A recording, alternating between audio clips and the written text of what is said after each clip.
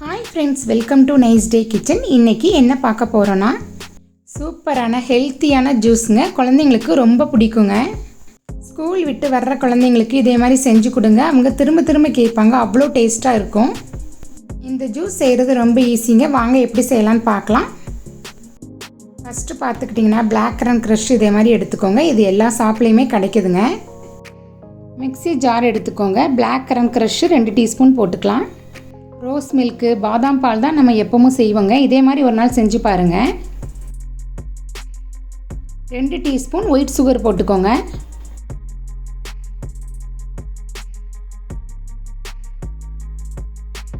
Ice cube 3 போட்டுக்கோங்க. காய்ச்சி ஆற வச்ச பால் 1 டம்ளர் போட்டுக்கோங்க.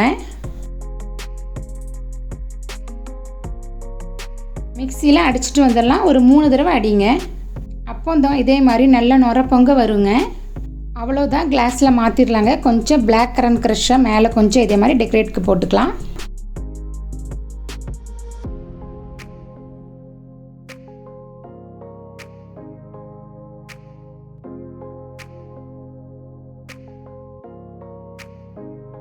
ஜூஸ் பார்த்தீங்களா, லைட் பர்பிள் கலரில் எவ்வளோ சூப்பராக இருக்குது பாருங்கள்.